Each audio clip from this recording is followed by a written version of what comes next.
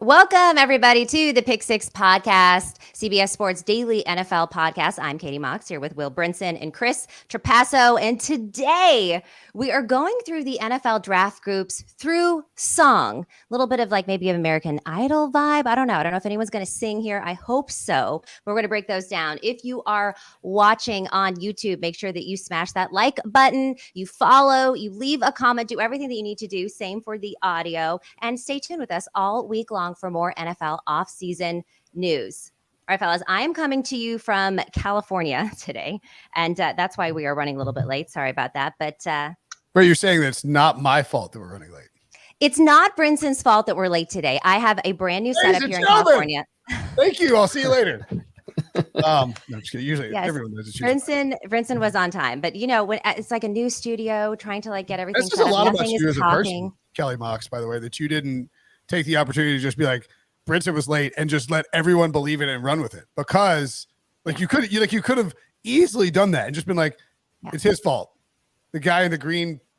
I'm like this is like I'm wearing an old school, like actually knit Vineyard Vine shirt, which is something I haven't worn in a while. Like it's like a non like you wouldn't want to play golf in this because it'd be heavy. It's one of those old school ones. And I also appropriately am wearing an Althea hat, which is a song. Well, first of all, speaking about what you don't want to play golf in, was this the worst Masters of all time with of the stops and the tree coming down and almost killing people? That actually never happened. I wouldn't talk about it. I wouldn't talk about it on any platform in which you're paid money by CBS. I'll tell you that much. Like as far as everybody was fine. Everybody was fine. I'm just saying Kyle Porter was there and took a bunch of pictures of it and tweeted them out, and then they disappeared. That's all I'm saying. Okay. It didn't happen. Forget you can't go back and watch the feed on masters.com and watch the tree fall. It's no longer there. Sandy Lyle broke a club over his knee. Sandy Lyle, like 70-year-old Sandy Lyle, hit his first shot on number one on Thursday was behind a tree. And he had to go left-handed with a club and hit it left-handed. He actually made good contact, according to someone who was watching the shot, but hit a cameraman, and the shot dropped down. And he got so pissed off. This is his final Masters, that he snapped a club over his knee. Now, if you go on Masters.com and try to watch that shot, it has disappeared. It is back-to-back shots of his third shot. You don't. Well, the Masters is like the CIA, just making everything. That's how it works.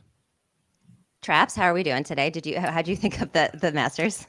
Yeah, it was boring. I mean, I like John Rahm a lot, but just like Will was saying before we went on the air, to like see that suspense like down the last 5 or 6 holes, it's like I feel like it's supposed to happen every year, and we just didn't get it this year in the Masters. It's kind of a bummer. Yeah, I want. It sucks because you don't want to root for somebody to melt down. But when Brooks made, Rahm missed his birdie putt and Brooks made his on 16. And Rahm was closer and Brooks had a longer putt, but buried his. It's like, all right, if we get birdie bogey on 17, then it's a 1-stroke lead going into 18. And you saw in 18, even with like a 4-stroke lead, Rahm still rocketed his ball to the left into, and got lucky when it got kicked out and hit it. As our colleague Trevor Owen said, I've never seen a Masters champion hit a provisional ball on 18. Like that just doesn't happen. And Rahm was so worried that he didn't know where his ball was that he hit a provisional. Now he probably still would have won anyway because you're 1 in, drop 2, hit 3, you're line 3 where the provisional goes. And you hit, an approach shot and 2 putts, you can make a 6, even if Brooks would have to eagle to shrink the gap, I guess, or maybe he could have birdied. And the point being is like what Trap said is like the lack of drama down the stretch for me is like that's what makes the Masters great. Is like I want to see we saw even 12 and 13. Rahm had I would say this on 12, he had a very safe shot.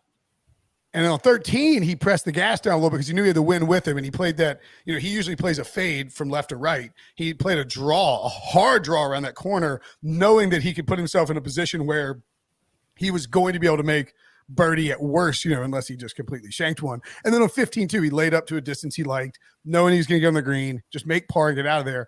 It like the whole thing about the Masters in the final closing holes, beginning with Amen Corner, is that, like the whole concept of Augusta is that the back nine coming down the stretch on a Sunday is supposed to create insane drama.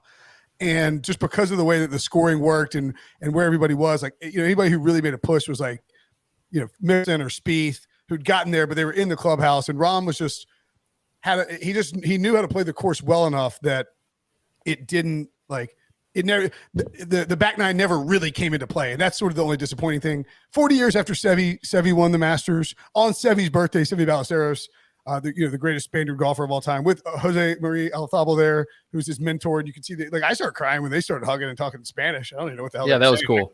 I can speak Spanish, right? Like, I still didn't know what the hell they were saying. What about your name? With the Brinson. I should have left it on there, right? As soon as I take it off, Rahm wins. I felt like a very cool moment. Love John Rahm. Think he's a very much a worthy Masters champion. But it just lacked. And we had the chance for drama too with 3 live guys in the top 5. Like, didn't Greg Norman say if they won to, all the live guys were going to be out there like partying on the last tee, storming the green, which would have been a bizarre scene. Yeah, really bizarre scene. All right, everybody. If you ever dreamed about buying a nice Pick Six podcast shirt and then jumping over and getting a Yellowstone whiskey glass or a Top Gun Maverick hat, well, now you can at the brand new Paramount shop, which offers a mountain of merch from the Paramount shows and movies that you love. Shop official apparel, drinkware, and accessories inspired by over 150 fan favorite titles like Paw Patrol, Yellowstone, Top Gun, Star Trek, South Park, SpongeBob SquarePants, and your favorite CBS sports podcasts like Pick Six, Fantasy Football Today, and Cover 3. Paramount Shop, where products are paramount. You know what else is paramount? Our guy Traps wrote an incredible article on CBSSports.com. The 2023 NFL Draft ranking position groups from best to worst with edge rushers and cornerbacks at the top. So we thought it'd be fun to play on Traps' wonderful article here and assign songs to these position groups. So we'll start, I guess, from back to front here with safeties. Traps, what is a song that you would give the safeties group? I'm going to go with one that everyone on the internet should know very well. It's The Sound of Silence by Paul Simon. It's kind of like I would say like a TikTok meme, like "Hello, darkness, my old friend," because this safety group is bad. It's not good. It's got Brian Branch and then not much else. I think if you look at Lance Zierlein of NFL.com, he did the same article. He had safeties as the worst group. Daniel Jeremiah just tweeted out, I think last week or a few days ago, safety group paper thin. So that was kind of the sadness that I felt watching these safeties. It's an important position, and this is just not the year to pick a safety beyond Brian Branch from Alabama. It sounds pretty bleak. Yeah, it's bad. And I think we lost Brinson, which is very unusual. It's usually me that is.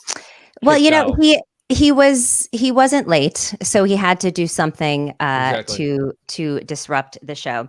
All right. Well, when we get him back, we can move on down the line there. But let's move on to the next group. We've got linebackers. Did I lose you too? Oh, I lost you for a second, but I think I think linebackers were good. Yeah, well, I feel like we might this show might be looped in with the safety song. Maybe we'll go ahead and put that here. Yeah. What about linebackers? So I went with "I Am a Man of Constant Sorrow." It's by the Soggy Bottom Boys, which are not a real group. It's from the movie "Oh Brother, Where Art Thou," which is with George Clooney. Early 2000s. Good job. Early 2000s George Clooney. You know the movie as well. It is a movie that's kind of based on Homer's Odyssey, but it's set like in like the late 1800s or early 1900s South. And I went with this song, "I'm a Man of Constant Sorrow," because not that I am a man of constant sorrow, but I love watching linebackers. I love scouting linebackers. I think it's a position that is really underrated in today's NFL.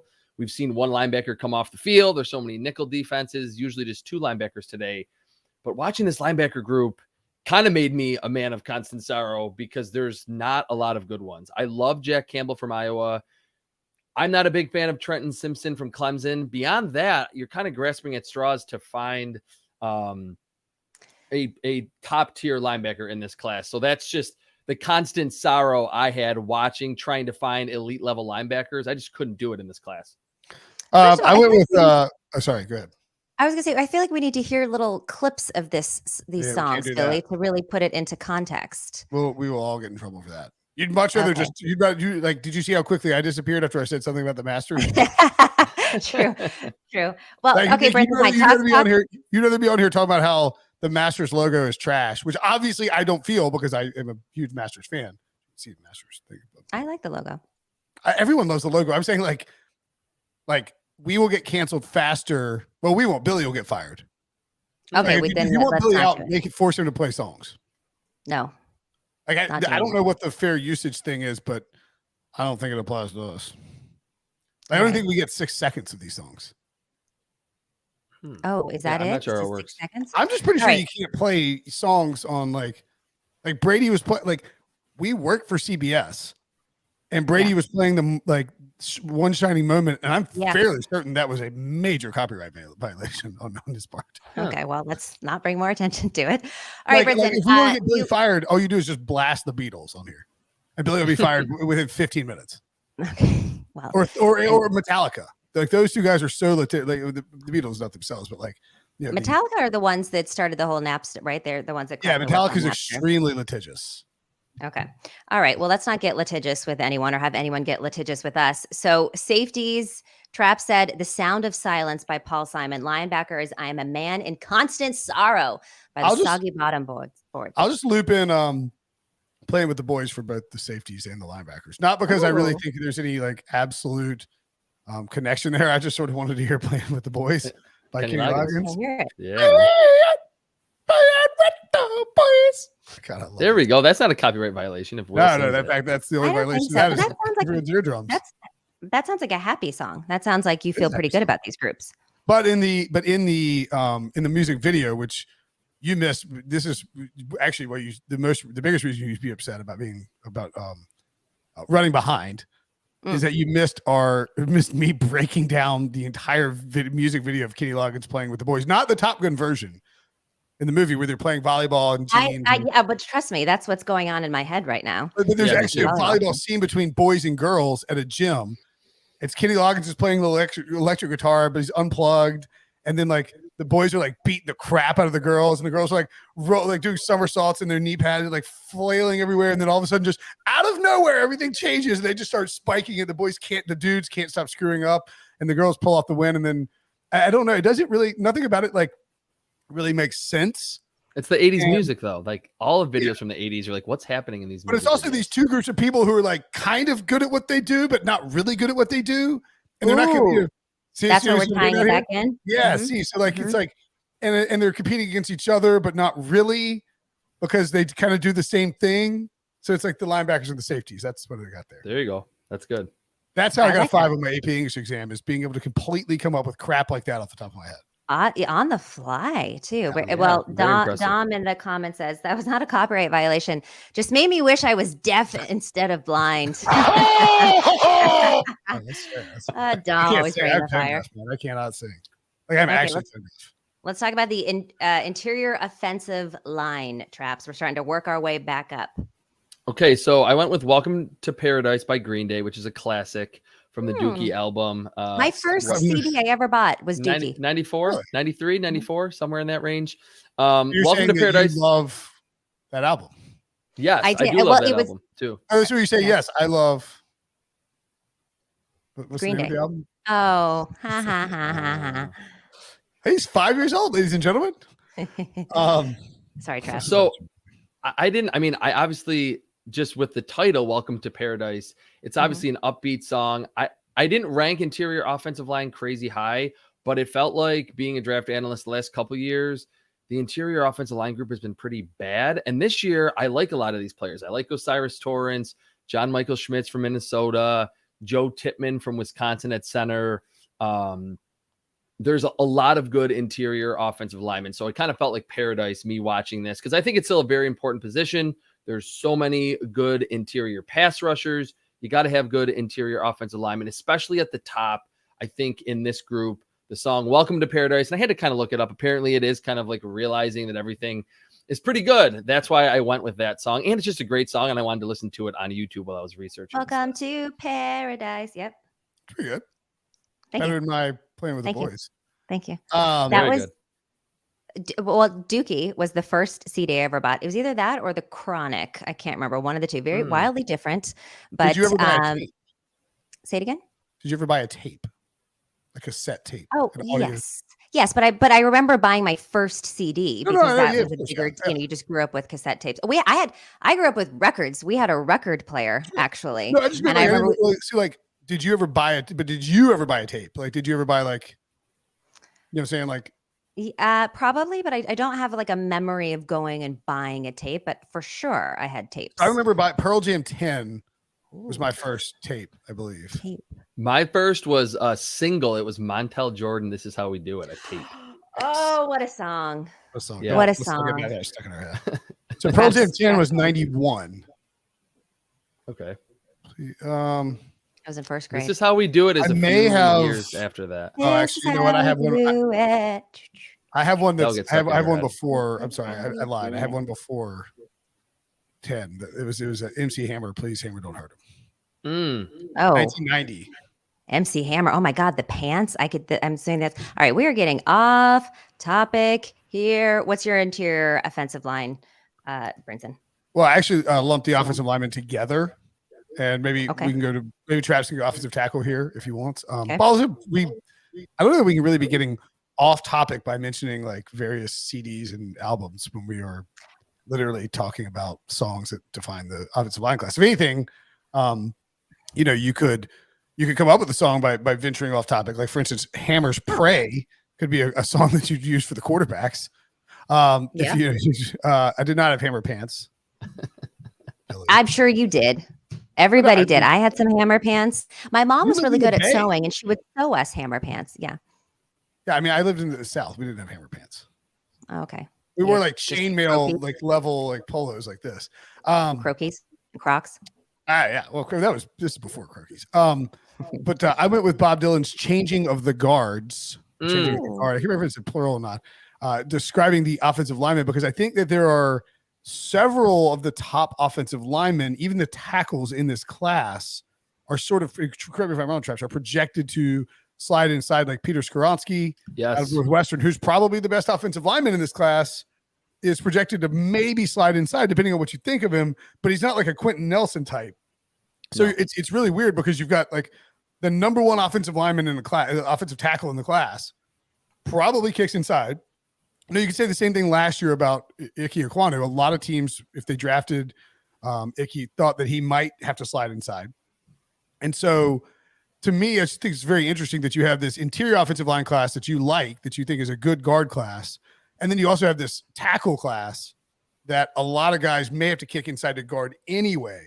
So changing of the guards actually works pretty well. I believe it's changing the guards. Looking at my list, I realized I did not send in offensive tackle, so Will saved us there, and I think that is a really good one. I'm not familiar with that song, but from the title, sing it for us, Brinson. Give us a little tune. You know what? I'm not singing Bob Dylan. That only goes poorly. I was in the basement, mixing other medicine, daddy's on the pavement, thinking about a government man. I'm just going to let's get laid off. You know what song that is? No. How could anybody know what song that is? Say it again. Subterranean Homesick Blues. Definitely worth listening. It's probably where REM stole "It's the End of the World" from. I'm surprised you haven't given it like a Grateful Dead or a Fish song yet. They'll come. Oh, those will come. They'll get there. If you build it, they will come. I'm wearing a Grateful Dead hat. Yeah. I am. It's out there. Yep. All right. On that note, let's take a quick break. Cool. You're watching the Pick Six podcast, and we'll be right back.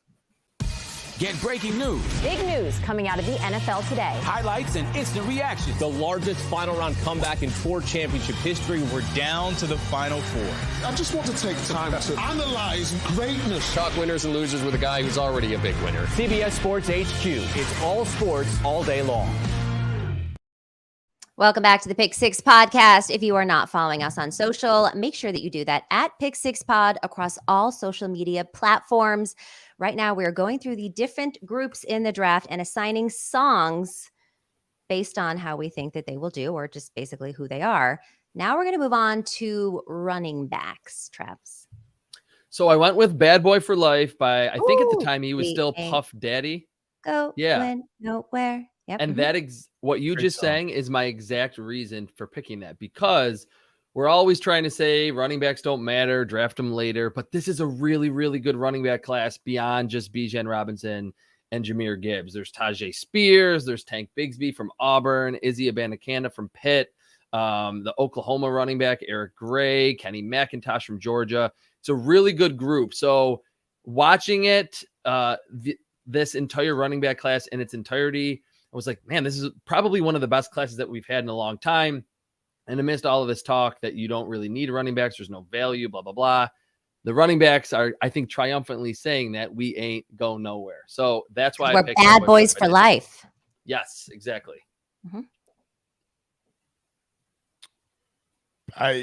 Great song. I love Do you that song. agree? Do you agree? Yeah. I mean, We ain't yeah, okay. I mean, No, like, this is yeah, like the song that, no, I mean, this is also the song that like Brady and Gronk busted out when they won in Tampa Bay. It's like, bah, bah. I mean, this is, what year was that song? 2002, I believe, because Yeah, I mean, like that song was white hot at tailgates when I was in college. And when I was supposed to be in college, you know, like the actual time frame of like when I would have been in college, like, you know, 2002, nuclear hot. Like you turned that up loud, it's like, bam, bam, bam, we can't be smart. Yep. I might throw that on a mix right now. We still make mixes, right? And by the way, shout out to Dom in the chat. He points out that Pearl Jam's. Do you guys know, without looking, do you know what Pearl Jam's original name was going to be? No. Oh, yeah. I saw a video about this. It was something, they're called Pearl Jam for a really weird reason. Well, but it's I'm totally blanking. It's a sports reference that their first name was. Oh, it's is it Muggsy Bogues? Mookie Blaylock. Very close. Mookie Very Blaylock. Close. That's it. Okay. NBA. Yeah, very close. Very close. We'll give you credit for that. Half credit. Like, give the story now. But they loved Mookie Blaylock, so that they were going to call they were going to be Mookie Blaylock. And then they were going to get sued by, I guess, using that. Like, no, I think it's. Yeah, what was the reason? I just saw that video. They just loved him. yeah, but can you use someone else's name as the name of your band? I don't know that you can do that.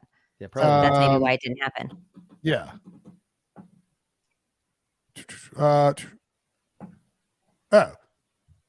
When we were recording our first record, we had a per diem of about $10. So when we got lunch at the store across the street, we'd always buy a pack of basketball cards. When we turned in our first tape, we didn't have a name for the band yet, so we put a Mookie Blaylock card in the case. We're about to go on a tour and still didn't have a name and needed one quickly. We were told it didn't need to be the name we were going to use forever, just something for the tour. Someone saw the Mookie Blaylock card and said, how about Mookie Blaylock? We decided to go with it, did a 10-show tour with Alice's Change as Mookie Blaylock. Mookie was cool about it too. He didn't sue us. I actually got to meet him later on and shoot around a little bit. We also made a Pearl Jam t-shirt with a picture of him on it. I guess we owe Mookie a lot. Huh. You go on. Where does Pearl Jam come from then? It's something about jam. I mean, obviously, but Pearls? it's something about like, what's that? And pearls? I'm trying to think what it. All right. Well, let's talk about tight ends. This is my favorite. Well, you didn't ask me my running back. My running Oh back. yeah, sorry. Right. I'm sorry. Okay. Okay. Yeah, running backs. I did some. Yeah. It's the "You're the Best" by Joe Esposito from the Karate Kid soundtrack. Ooh. You're the best around. Nothing ever gonna beat you down. You're the best. Or keep you down now, I think is what I was going with. Yes, I'm aware I can't sing. Thank you very much. But I think that like the Bijan Robinson factor here is really interesting because he is, and I know this, and maybe that's not fair to the rest of this class, but like he's so far above everyone else in this class, right? I wouldn't say way far in front, but like consensus top running back. There might be a few teams out there that like Jahmyr Gibbs a little more, but I would say there's nobody who has anybody above Bijan Robinson. I wouldn't be surprised because I think I would like to hear, and I'm not doubting you. I'm just saying like I need an anonymous scout saying, yeah, that's right. Maybe Bob McGinn will do this for us. Yeah. When he does it, he usually does it on Tyler Long's golongtd.com, which everyone should subscribe to. But I think that like in general, yes. Bijan Robinson is so friggin' good We talked about him before. Like literally gives me butterflies. Like Ooh. makes my heart sing as a running back. Like that's unusual for a prospect. What song would you assign him then? Oh, It gives you butterflies. how about Chris Stapleton's "Joy of My Life"? Oh, wow. Okay. Yeah, like that's it. Like, and look, Bijan Robinson's not the greatest running back prospect of all time. He's the joy of your life. But I mean, like, if I had a first round pick, I'm using it on Bijan Robinson. Now I'm not going to use a top 10 pick on him, but if my team needs a running back and we get to the point of the draft, I'm like, it's like 15 or something, and Bijan Robinson's there, and Patriots. Yeah, and not even just sort of like not even speaking In general, yeah. Patriots, Yeah, just yeah. like, or the Seahawks at 20. Like the Seahawks just drafted. Oh God, Kenneth Walker. Thank you, Kenneth Walker. I was going to say Kellen Robinson. Who the hell is that? I was like, Kellen Robinson the third too. Like they just drafted Kenneth Walker last year, but they lost Rashad Penny, and they want to run the ball a ton. Like, it wouldn't be that crazy to draft.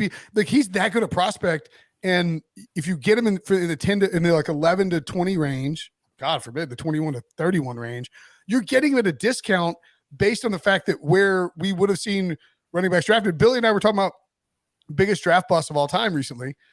We're doing a little short for it. Ooh. And I pointed out that in who was it? Well, I have it. Jamarcus Russell was the easy one. But was it? I'm trying to think. What year was Aaron Rodgers and Alex Smith? 05. Was it 05? Thank you. Yeah. We were talking about the 05 draft. I threw out Alex Smith as not because I think was a disaster as a player. Because we didn't get Aaron Rodgers. Yeah. Yeah, not exactly. The Niners did not get Aaron Rodgers and lost out on Aaron Rodgers' entire career because of Alex Smith. Now it worked out or whatever, because I guess not really. Point being, Alex Smith 1, Ronnie Brown 2, Braylon Edwards 3, Cedric Benson 4, Cadillac Williams 5. Like we're only no Matt Leinart. That guy was a bust. Yeah. Seems like a nice guy there. But the point being is like we're not even 20 years removed from 3 running backs going in the top 5 of the draft. Like that seems, if that happened right now, people would melt down. Even in 2017, we got McCaffrey and Fournette in the top 10, right? Yeah. But that 2000, God, I'm getting old. And that class was really good too, though. They had like Dalvin Cook. It had Joe Mixon. Yeah, that class ended like up a great running back, especially running back. Yeah. And so like we still, Fournette went 4, and then McCaffrey went 8, and then I think the next one was it Nick Chubb in that class? No, he's 18. But Dalvin Cook goes 41.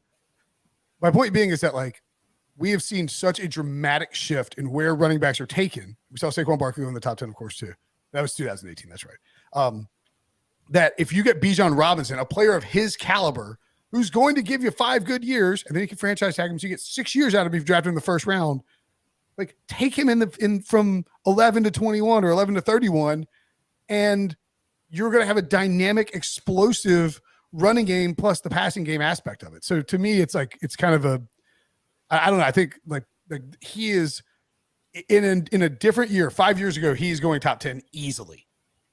And what I would say too about this is that to that point, for as much as I'm like anti running backs going in the first round, I think what you just said makes sense. I am too. Yeah. That a team is going to pick Bijan Robinson in the first round. Regardless of which team it is, we're going to hear, and I'll kind of feel this way, like, hey, they could have gone a different position. It's more valuable. But with Bijan Robinson, you're getting an instant impact guy immediately. A lot of the other positions, they're developmental. They're not fully matured yet. They need to be more polished. With Bijan, you're getting an instant playmaker who's in his prime at like 21, 22 years old for the next 4 seasons. So if you are the Seahawks and you're like, hey, we do want to run the ball a lot. We like Geno, but we don't really want him throwing it 40, 45 times a game. It wouldn't be the worst idea to pick Bijan Robinson because he's that good. I just feel a little differently that I think the depth of this class is still very good behind him. Yeah, that's fine. I wanted to point out that like Bijan, we did a great job. Great job tag team in the running back class really with their songs because the depth is good. But like if I've got a chance to draft Bijan at a discount, I'm drafting him at a discount. Yeah, I think that makes sense. Here. All right, so let's just look at some teams starting at 11 because I don't think you can. I don't want to draft a running back in the top 10. I think I would. If I were like, I don't want to do one in the top 5, but like I would consider in the top 10. But like Titans probably no. 11. Texans probably no because they just signed Devin Singletary. Jets have Breece Hall. Pats, maybe. Packers have Aaron Jones. Commanders, they have too many holes. Steelers drafted Najee. Lions would be real interesting at 18. Buccaneers probably have too many holes. Seahawks at 20, as I pointed out, I think would work. Chargers at 21, if you don't want to pay Eckler, would make a lot of sense. Yeah. Ravens are a run-heavy team. If you think Lamar is going to be in the fold, you do have J.K. Dobbins, and you have – is Gus Edwards gone now? Gus Edwards is gone, isn't he? They just cycle through running backs anyway, so it's yeah. But I'm just saying, like you could. I mean, matter, yeah. if you run that much, I guess we're still there. Justice Hill, yeah. I'm saying you run the ball that much that I don't mind like investing in it. Vikings, I really don't know. Dalvin's going to be good, like moving forward. He's expensive. Jaguars, Giants, Cowboys, Bills. You can make a case for a lot of these teams to draft Bijan. That's my point. Yeah, I think so. And one last thing on this, I think it's easy for us as analysts to think beyond the first contract, 5-6 years down the road, will they sign a second deal? I think a lot of the GMs are like, I need to win right now. I can't worry about what's going to happen in 6 years. And if you're the Chargers and you're like, we're not going to pay Eckler, you still have Justin Herbert not making a lot of money on that rookie deal. If you can plug in someone like Bijan Robinson for the next 2 or 3 years, that's like an elite level running back with Justin Herbert being young, I think most GMs will sign up for that any day. And that's why Bijan Robinson, a part of why I think he'll still be a first round pick. All right. How about tight ends? My favorite Okay, group. Tight ends. Will, do you want to go here? I think you already mentioned your group, and then I can follow. Or I think you're already up. With okay, I'm already up. By Arcade Fire. Rebellion by Arcade Fire. I love this song. By the way, I've got a good Arcade Fire story between our songs. Great. Okay. So I was looking at the lyrics and I'm like, I don't really understand the lyrics fully as it ties to the tight end class. So just going off the name in general, Rebellion is, and the vibes of it. I said it earlier about, I think, interior offensive linemen. The tight end classes of late, outside of Kyle Pitts, have been really bad. Like the last 2 or 3 years, this tight end class is kind of rebelling against that idea that tight ends are just not going to be good coming into the NFL as a class in general, with Dalton Kincaid and Sam Laporta and Michael Mayer and Darnell Washington. It is a really top-heavy class. Like there's good top end talent, and there's super depth in this class. So it's just a rebellion over the last couple of years that have been bad at the tight end spot. So before Let's hear you the get my story, song, I'm going to tell you the Arcade Fire story. So Arcade Fire was here in Raleigh, and me and a couple of buddies, me and my brother and like my pal Nathan and maybe a friend Carr, like all went. It was like 4 of us who were going, and we went and had some drinks before at a bar. It's downtown, Red Hat Amphitheater, so it's like you easily walkable from like downtown. So we go get some beers, and we're walking in there, and we stop. Go to security, stop, get a drink, and there's like the main walkway, between like there's 2 sections. There's a lawn, some seats, big walkway through the middle of it. And we're walking through the big walkway to go to our seats. And as we're walking, like we look up, it's like Win Butler and the entirety of Arcade Fire is walking towards us, surrounded by like some security and a bunch of cameramen. We're like, holy bleep, like, dude. And we all stop at the top of this thing because and you walk down the middle to get to the stage. Well, they're recording, we come to find out later, something for like a music, like some B-roll stuff for a music video, like either a music video or like a touring. Are you in this music video? I don't know. I've never found it. Oh, but okay. I am from, not like from me to my bookshelf, but it's like not much further away. I'm like 3 feet from Win Butler, and we're just standing there.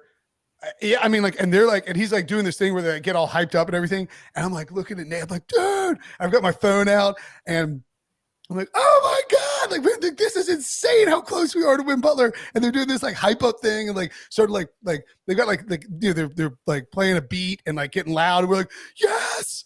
And they go in and they walk in, like, that was incredible. Let me see the footage. I double pressed record on my thing and I recorded 1 second of me attempting to record it and got 0 footage from it. And I still catch crap to this day.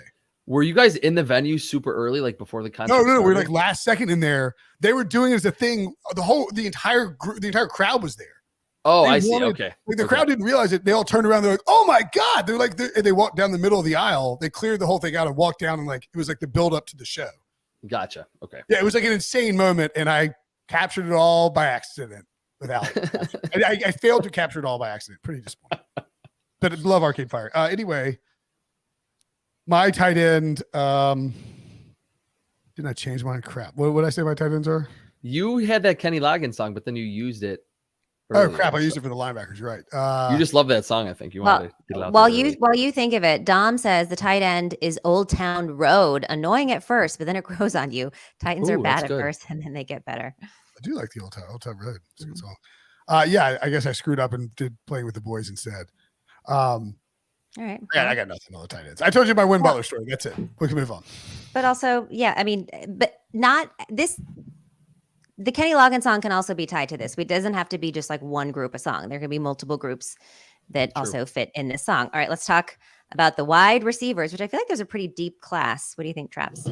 Yeah, it's really good. And let's stay on the Kenny Loggins theme with the song I'm All Right. And this is another one that's just straight up from the title. I'm all right. Yep. Yes, I'll be the singer. That'll be my Caddyshack anthem. It's just I'm all right. Like it's a deep class, but if we were talking about the wide receivers, if we're looking at the maybe first round guys we had yesterday, Jim Nagy, or that he tweeted that he's spoken to a lot of teams and they only have one first round grade on a wide receiver, and that is Jackson Smith-Njigba from Ohio State. Who knows if that's just lying season or that's legitimate. I think it's an all right wide receiver class. It's not terrible. I think early on there was some narrative that it was bad, it was not good, but I think with Zay Flowers and Quentin Johnston, some later-ish guys like Jonathan Mingo from Ole Miss, Rashee Rice from SMU, Jaden Reed from Michigan State, it's an all right class. We've kind of gotten spoiled at the wide receiver spot over the last couple drafts with Jamar Chase, some of the guys, Garrett Wilson, Chris Olave last season. It's just an all right class. It's not terrible. There will be good players from this group, but not amazing like we've had over the last couple of years. Brinson? Sorry, I blacked out for a second. What position am I looking at again? I was We're looking at wide receivers. Also, Al, how does Katie know that song? I know a lot of Kenny Loggins. Al. All right. And in full disclosure, I was actually thinking about a Kenny Loggins thing. And reading anyway. Do you have a Kenny Loggins story? Danger Zone. We can keep going on the Kenny Loggins train. Yeah. Well, I was gonna say full disclosure. I saw Traps have Kenny Loggins on there. I was like, I'm gonna have to have some Kenny Loggins as well. My song for the wide receivers is from the band. Like, what band? The Band. Maybe my favorite band of all time. There's a band called The Band? Oh my God. They were Bob Dylan's backing band for a while, and then they went down there, and you know a bunch of their songs, but you don't know that you know them. Oh, okay. The Weight, pulled in Nazareth, feeling about half past yeah, know that. Mm-hmm. Yep, that's the band. Ophelia by the band is one. The Last Waltz is their live album, which you've never seen. It's the greatest musical album of all time, a musical performance of all time, in my opinion. Anyway, Don't Do It is what I've got for the band, meaning maybe be a little cautious with these wide receivers if you're drafting one in the first round, because that's what I was getting at too. Do it. Don't you break my heart. And I think people will potentially have their hearts broken if they decide to break your heart. No. Don't you do it. Don't you break my heart. Oh, okay. But no. I just think there's a chance of people being like, this wide receiver class is good, but they are small. Oh, you could have gone with you know what would have been good too is Too Short. I wish I was a little bit taller. Yes. Wish I was a little bit taller. I wish I had a girl that looked good. I would call her. That's what I'm doing on the show today. I am just singing. Everything for you. Yeah, you're facility. Yeah. You're singing. You're a good singer. Yeah. Easily the best singer of the on the podcast. No offense, Travis. Who's the tall wide receiver that you trust? Quentin Johnston? He's the only one. Zay Flowers is short. Josh Downs is short. Smith-Njigba was just cracked the 6 foot threshold, I think, or he was just a little bit above it. So yes, this is definitely a smaller, as a whole, collectively, a smaller and lighter wide receiver class, especially at the top that we've had in a while. There's if you take the top 6 wide receivers, I think there's one guy who's over 6'1". It's Quentin Johnson. Mm-hmm. Johnston, I guess. Josh Downs, I would probably spend a late first round pick on. I think I have him going in the first round. I know he's probably considered a day 2 guy. Zay Flowers, I'm definitely spending a first round pick on. Jackson's JSN. I'm probably spending a first round pick on, but late first round picks. As you point out in your article, there's no Jamar Chase. There's no Garrett Wilson. There's no Justin Jefferson, CD Lamb types, right? There's no, there's none of these guys where you're like, that guy is the guy. So I think you just have to be a little cautious with this wide receiver class. And when I say don't do it, I mean, don't use a top 10 pick on one of these guys because it's probably going to end up biting in the butt. Yeah, I could see it ultimately turning out to be a lot like the 2019 class that only saw Marquise Brown go in the first round. He was the only receiver picked in that first round at wide receiver. And then all the really good wide receivers went in round 2 or round 3, DK, AJ Brown, Deebo Samuel, Terry McLaurin, guys that were like a little bit overlooked for, different reasons, who ultimately like were the better or who became the better players at the receiver spot. Now, we still could get 6 in the first round, but it does seem to be kind of leaning toward not seeing this, huge glut of receivers be picked in the first round. All right. How about the quarterbacks? Any other Kenny Loggins? Highway to the Danger Zone, Footloose. Could we get Kenny Loggins in the Danger show? Zone would have been a good one for them. Because Tiny town of Footloose. So I was going to go a little more new age, something that I'm assuming Billy would know and not, we're talking about 80s. I went with Pursuit of Happiness by Kid Cudi. It's one of my favorite songs. It feels like the quarterback, and this is more about the teams picking the quarterbacks, that they are after the pursuit of happiness. The Panthers, the Texans, the Colts, they have been down on the quarterback position for varying lengths of time, but it feels like it's been a while for the Panthers since Cam Newton. The Texans, it's been so bad post Deshaun Watson for that organization as a whole. And the quarterback spot, they're probably going to pick a quarterback, I think, at 2. The Colts have just been cycling through all these veterans. Jim Irsay really wants one. So they're after this pursuit of being like the other top-tier teams in the NFL with a young quarterback that they drafted that's a franchise guy, not even a Ryan Tannehill, if the Titans are kind of in the mix. So that was more about the teams that are probably going to land these quarterbacks as opposed to the quarterback prospects themselves. Sorry, I have to pause, but I was blasting Pretending by Eric Clapton, which is my song. If you never watched this music video, Google Eric Clapton Pretending. It is so incredible. It is like the most 80s thing of all time. Clapton's like, it like starts off with like, they're like in this like old abandoned warehouse that's like got fires burning. Billy didn't give me my freaking, I want a screenshot of Eric Clapton in the pouring down rain, shredding his electric guitar, which not possible. Look at this.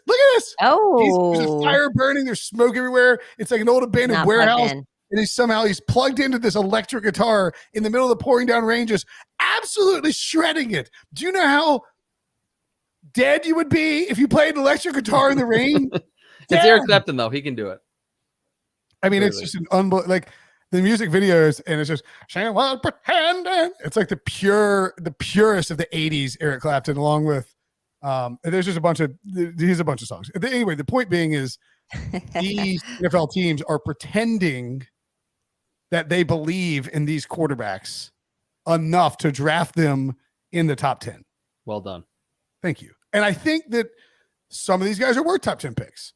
Like Bryce Young is immensely talented.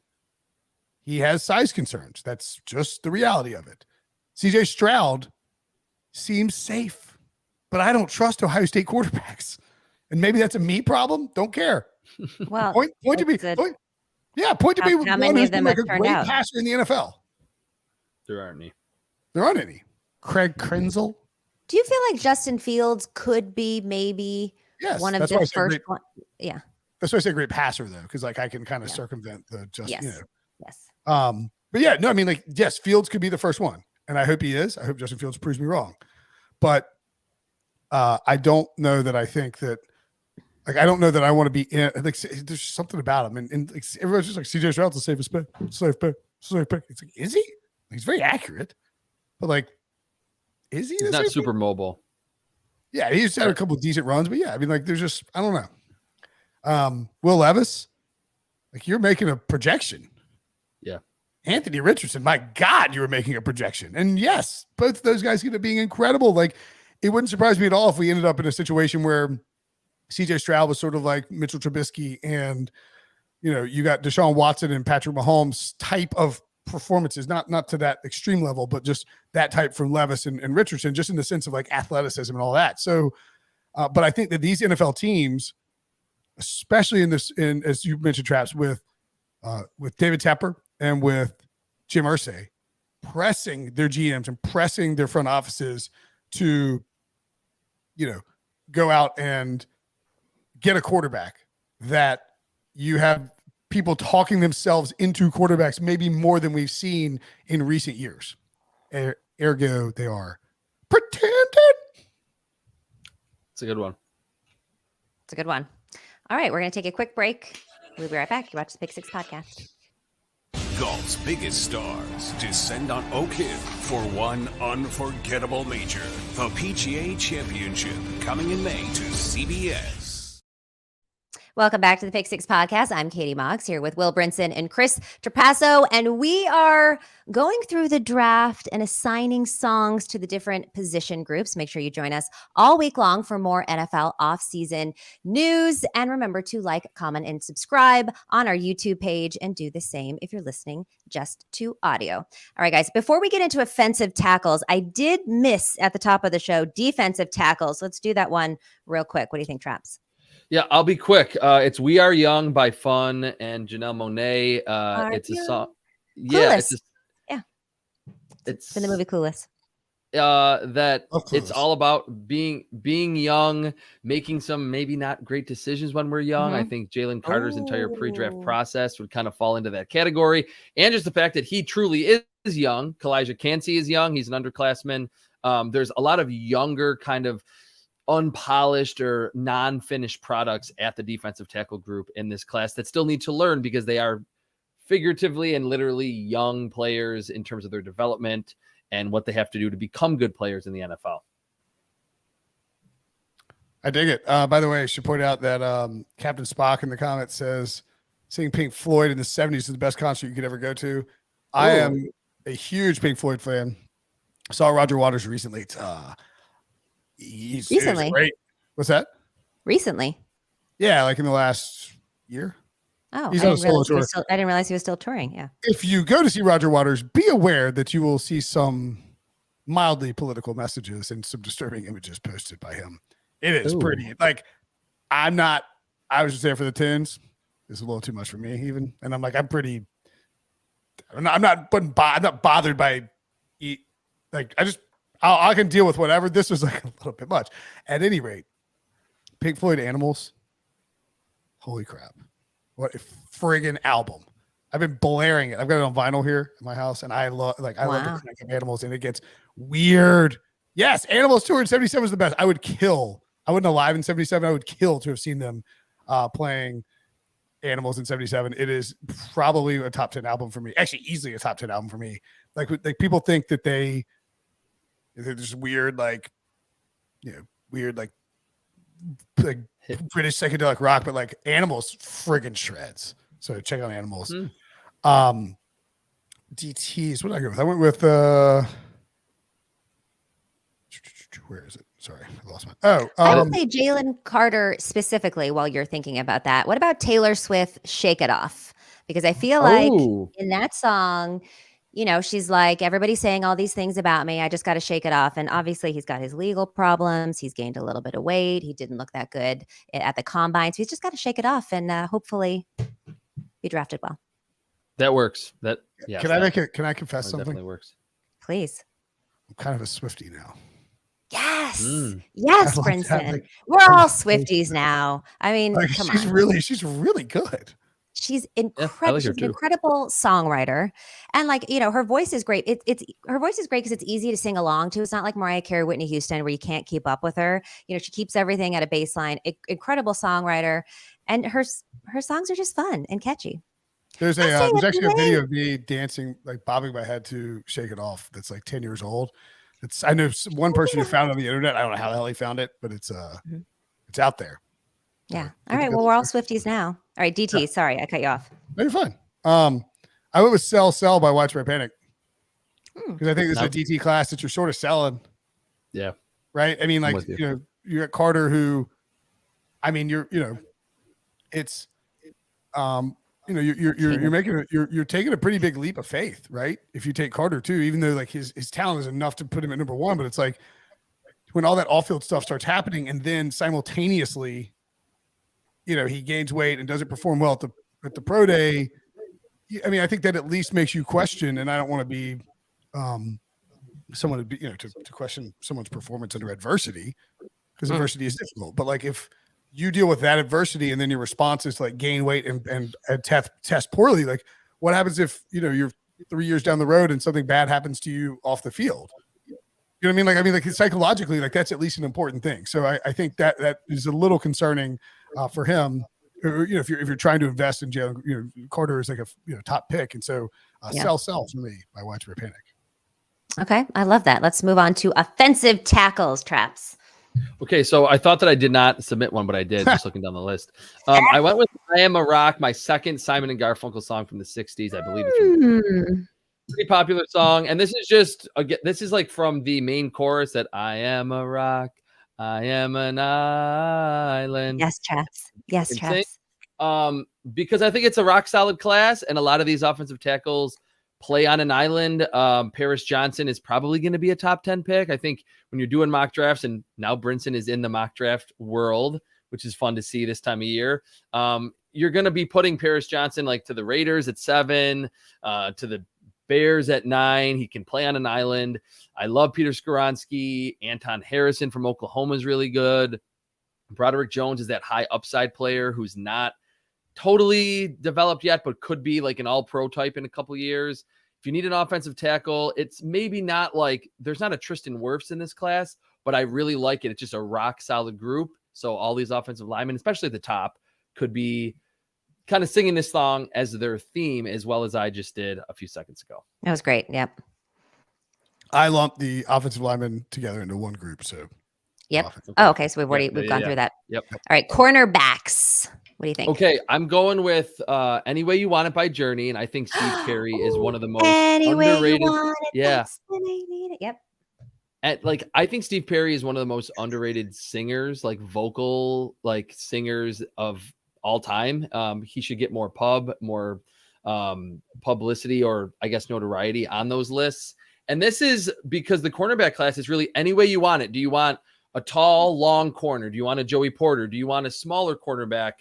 Devin Witherspoon isn't quite as big. Deonte Banks from Maryland isn't quite as big. It's a really, really good class. So any way you want it, if you pick them in the first round, second round, third round, Julius Brents from Kansas State isn't getting a ton of hype, although it does seem to be building a little bit. His buzz tested through the roof, was an amazing athlete, was great at Kansas State. There's so many corners in this class. Any way you want it, you can get a good one. Spend probably a first through third round pick on the position, and you'll get a good one. I was gonna have to get a Grateful Dead song in there. So finally. Okay. Yeah. I can't wear a Grateful Dead hat and I get Grateful Dead. Oh, look at Tom in the chat actually has a Shades of Gray. Shade of Gray. Shade of Gray.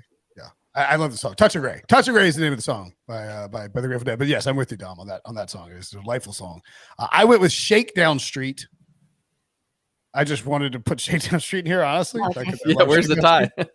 And it's like, it does feel like a cornerback song there, right? Like you're like, I don't know, I like the name, like you're, you're on this Shakedown Street is like this long, like, narrow sort of, not an island style, but you're one-on-one, like walking, like it's sort of like how you would imagine playing like press man coverage, right? And then you're shaking down the wide receiver.